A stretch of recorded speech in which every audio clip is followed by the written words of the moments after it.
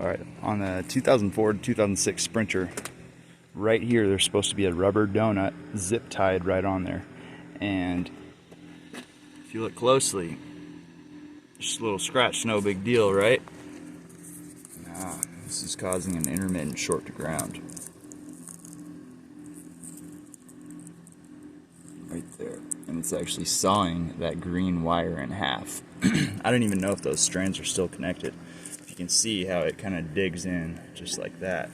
So make sure that rubber donut is zip tied right on there, and ideally you would add some protective material. Let's see, I don't have it out. Some of this corrugated stuff and some rubber, you know, right around here, because near the fuel filter, this harness will dig in to this bracket or the fuel filter mount, and it can cause a short to ground right there.